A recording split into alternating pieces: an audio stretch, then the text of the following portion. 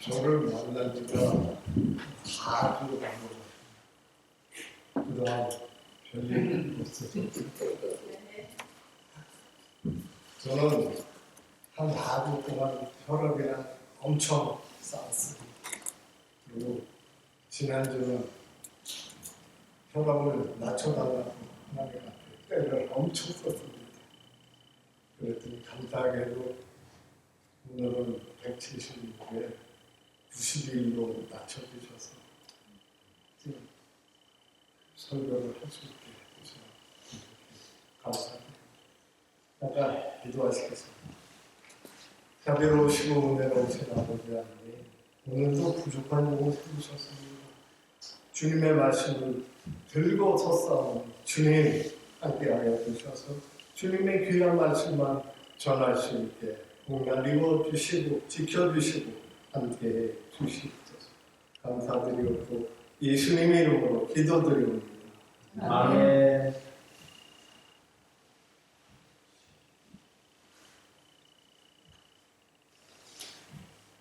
오늘 은혜 받으실 하나님의 말씀은 공독하신 것과 같이 요한복음 4장 20절에서 24절까지의 말씀으로 내가 왜 신령과 진정으로 예배하는가라는 제목으로 말씀을 전하려고 합니다. 신령과 진정으로 드리는 예배는 기독교 신앙에서 가장 핵심적이면서도 본질적인 주제입니다. 요한복음 4장 24절입니다. 하나님은 영이시니 예배하는 자가 진령과 진정으로 예배할지니라. 아멘. 첫 번째로 어디서보다 중요한 것은 어떻게. 우리들은 이 좋은 예배를 찾기 위해 환경이나 프로그램, 음악, 시설 등 그런 것에 집중을 하곤 합니다. 본문 사마리아 여인도 예수님께 예루살렘입니까? 이산입니까? 라며 장소를 물었습니다. 예수님의 답변은 장소나 형식이 아니라 예배자의 태도와 본질로 시선을 옮기게 하십니다. 시편 51편 하나님께서 구하는 제사는 상한 신령이다. 신령과 진정의 제사. 다윗은 이스라엘 왕으로서 수많은 제물을 드릴 수 있는 위치에 있었습니다. 하지만 밧세바와의 범죄 이후 그는 하나님이 진정으로 원하시는 것이 짐승의 피가 아님을 깨닫습니다.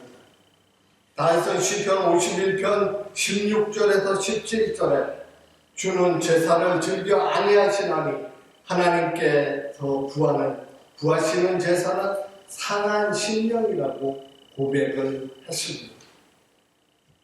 진정, 진실함의 예배는 나의 잘남을 뽐내는 자리가 아니라 나의 죄를 아파하며 하나님의 자비, 그 은혜 없이는 살 수 없음을 인정하는 마음의 정직함에서 시작이 됩니다.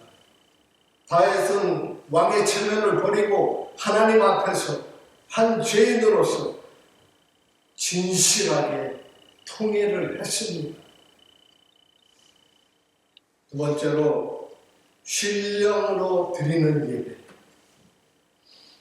성령의 인도하심에 인간의 감정이나 연출이 아니라 내 안에 계신 성령님의 역사로 드려지는 것입니다. 내 힘과 의지가 아닌 하나님의 영과 내 영이 만나는 깊은 교제가 있어야 합니다. 성령께서 우리 마음을 하나님께로 향하게 하실 때 진정한 예배가 시작됩니다.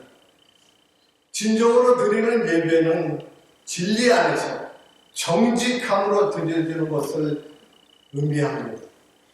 진정은 단순히 정성을 다하는 것을 넘어 진리의 말씀과 진실함을 뜻합니다.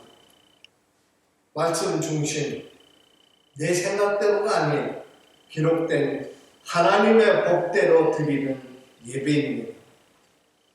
정직한 고백으로 가면을 벗고 나의 연약함과 죄성을 그대로 하나님 앞에 내놓는 정직한 태도입니다. 왜 이렇게 예배해야 하는가? 하나님은 영이시기 때문입니다.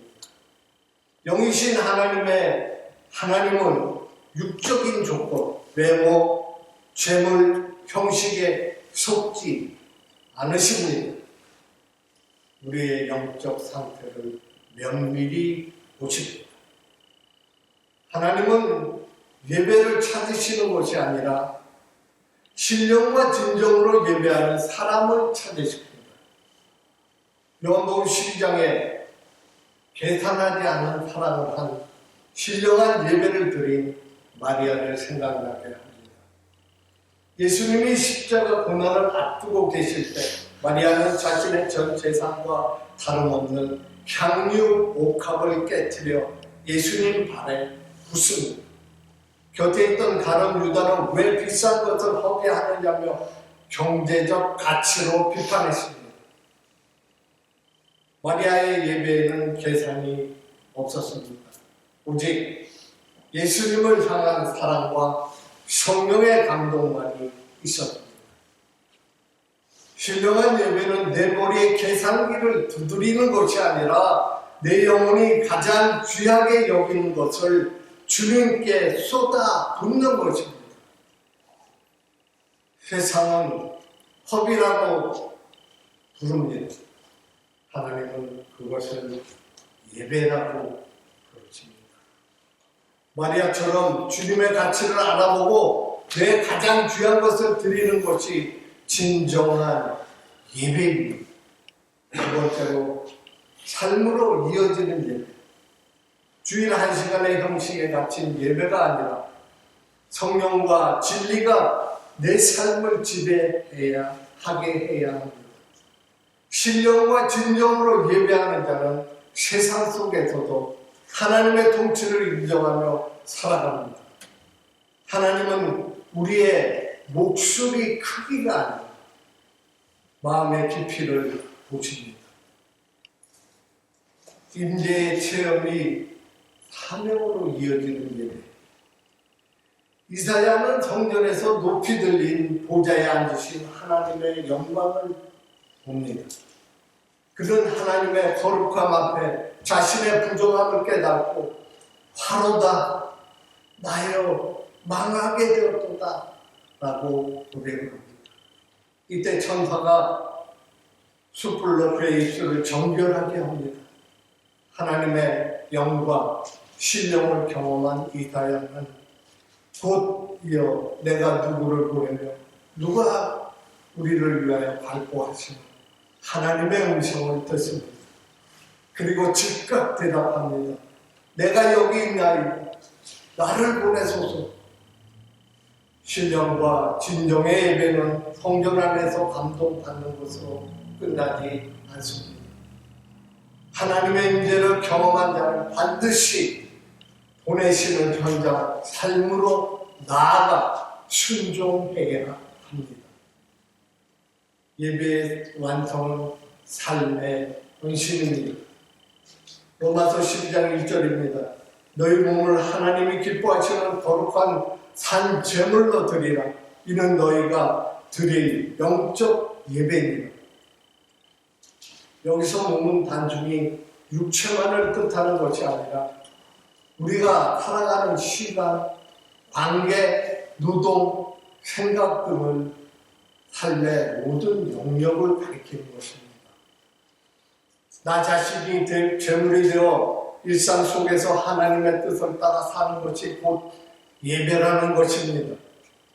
교회라는 공간적 제약을 벗어나 가정, 직장, 학교, 거리 등 내가 발을 딛고 있는 모든 곳이 예배의 처소가 됩니다. 일주일에 1시간 드리는 예배가 아니라 월요일부터 토요일까지 24시간 내내 이어지는 삶의 태도를 강조합니다. 내가 하는 공부나 업무가 단순히 돈을 벌거나 성적을 올리기 위한 수단이 아니라 하나님을 섬기듯 정직하고 성실하게 임하는 과정 자체가 예배가 됩니다. 삶의 예배는 거창한 것이 아니라 일상의 작은 태도 변화에서 시작됩니다. 아무도 보지 않는 곳에서도 정직하게 행동하고 맡은 일에 최선을 다하는 것, 주변 이웃의 따뜻한 말을 건네고 소외된 사람을 돕는 구제와 봉사 등 세상의 가치관, 성공지상주의, 이기심은 따르지 않고 하나님의 가치, 정의, 평화, 사랑을 선택하는 우리가 하나님이 받으시는 신령한 진령과 진정으로 예배하는 것입니다. 신령과 진정으로 왜 예배하는지 이해가 되십니까? 덧붙여 말하면 영육간에 복받고 누리기 위함입니다. 하나님은 사랑이시고 상주시기를 기뻐하십니다. 성경에 언급된 멸관, 성경은 성도가 하늘나라에서 받게 될 영광을 다양한 멸관에 비유했습니다.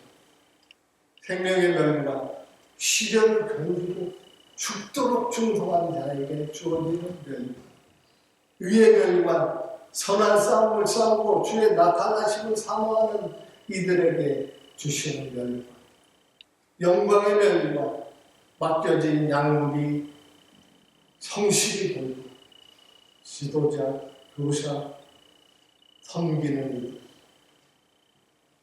썩지 않은 멸관, 절제하며 믿음의 경주를 마친 이들에게 내려지는 멸관, 기쁨의 멸관, 복음을 전하고 구원으로 인도하는 영혼들이 받는 상급입니다. 하늘의 상급만 있지 않습니다. 이 땅에서 누리는 현재적인 상급이십니다. 하늘나라 가기 전에 우리가 살아가는 동안 경험하게 하시는 하나님의 복도 상의 일종입니다. 하나님 자신, 하나님은 아브라함에게 나는 내 방패요 너의 매우 큰 상급이라고 말씀하셨습니다. 하나님과 동행하며 느끼는 평안 자체가 상급입니다. 평강과 기쁨, 세상이 줄 수 없는 마음의 안식과 성령의 열매, 사랑, 지락, 화평들을 맺는 삶,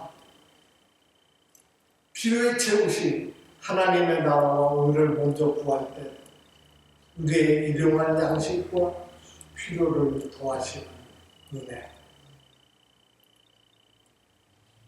하나님이 상 주시는 기준은 하나님은 결과보다 중심과 과정을 보시고 상을 주십니다. 은밀히 선행 상, 남에게 보이기 위해서가 아니라 하나님 앞에서 행한 구제와 기도, 작은 일에 충성과 큰 업적이 아니더라도 자신에게 맡겨진 일에 성실한 태도, 섬김의 태도, 봉사의 태도, 고난 중에 인내의 삶, 의를 위해 박해를 받거나 믿음을 지키기 위해 손해를 감수합니다. 하나님은 말씀하십니다.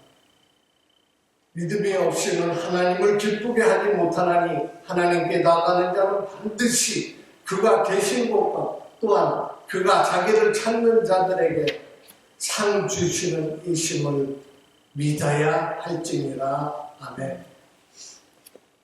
하나님은 우리에게 주시는 상황 우리가 잘나서 따내면 고맙습니다. 아닙니다. 끝까지 믿음의 길을 걸어간 자녀들에게 주시는 하나님의 격려와 기쁨과 사랑이 실정과 진정이라는 주제를 우리들이 피부로 느낄 수 있도록 돕는 세 가지 유형의 예화를 준비했습니다. 첫 번째, 껍데기만 남은 선물. 한 청년이 사랑하는 연인에게 줄 선물을 준비했습니다. 아주 화려하고 비싼 상자에 정성스럽게 리본을 묶고 전달했습니다. 그런데 막상 여인이 설레는 마음으로 상자를 열어보니 그 안에 아무것도 들어있지 않았습니다. 청년은 말합니다. 내가 이 상자를 고르느라 얼마나 고생했는지 몰라. 리본 색깔도 최고로 예쁜 걸로 골랐어. 내 정성 대단하지. 하지만 연애는 기쁘지 않았습니다.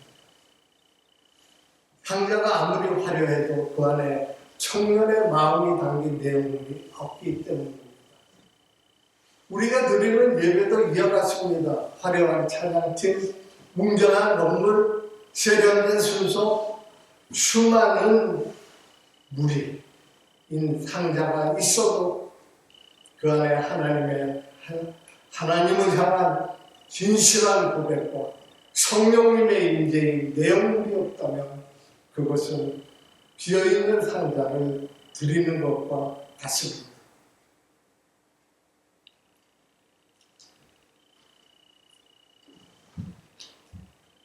두 번째로 나폴레옹과 병사의 진정서. 전쟁 중에 나폴레옹이 진영을 순찰하다가 보초를 서다 잠든 병사를 발견했습니다. 당시 문법으로는 보초 중 조는 것은 즉시 사형입니다. 잠에서 깬 병사는 벌벌 떨며 변명하지 않고 이렇게 말했습니다. 황제여, 저를 죽여 주십시오. 저는 피로를 이기지 못해 황제와 조국을 지키는 의무를 저버렸습니다. 저는 죽어 마땅한 죄인입니다. 병사는 자신의 잘못을 꾸미지 않고 진정하게 고백했습니다. 나폴레옹은 그 진실함에 감동하여 그를 용서하고 다시 기회를 주었습니다. 진정으로 예배한다는 것은 하나님 앞에 거룩한 척하는 것 아닙니다. 하나님, 저는 오늘 너무 피곤하고 지쳤습니다. 제 마음이 세상 유혹에 흔들렸습니다. 라고 실상을 정직하게 내려놓는 것입니다. 하나님은 꾸며진 거룩함보다 정직한 깨어짐을 더 기쁘게 받으십니다. 세 번째로 어느 구두 수성공의 예배. 19세기 영국의 유명한 선교자 스펄전 목사님이 한 구두 수성공 성도에게 물었습니다. 당신은 구두를 수선할 때 어떤 마음으로 합니까? 그러자 수성공이 대답했습니다. 저는 구두 한 켤레를 고칠 때마다 하나님이 이 구두를 신으신다고 생각하며 옷 하나하나를 박습니다. 저에게는 이 구두 수선대가 곧 제단이고 망치질이 저의 찬양입니다. 라고 대답했습니다. 그는 교회 안에서만 예배자가 아니었습니다. 자신의 일터에서 하나님의 통치를 인정하며 최선을 다하는 것, 그것이 바로 성령 안에서 진정으로 진리로 살아가는 신령과 진정의 예배였던 것입니다. 예배는 주일 1시간에 끝나지 않습니다. 신령과 진정으로 예배드린 사람은 문을 열고 나서는 순간 삶의 예배가 시작됩니다. 명심하시기 바랍니다. 삶의 예배가 시작됩니다. 기도하시겠습니다. 자비로우시고 은혜로운 지나가지 않는 부족하고 잘못되면 전하여서 용서해 주시고 주님의 귀한 말씀을 전해주셔서 그 말씀 듣고 세상을 살아가는 데 신령과 진정으로 예배드리고 우리 주님의 영광을 나타내는 우리 모두 영광을 주시옵소서. 감사드리고 예수님 이름으로 기도드리옵니다. 아멘.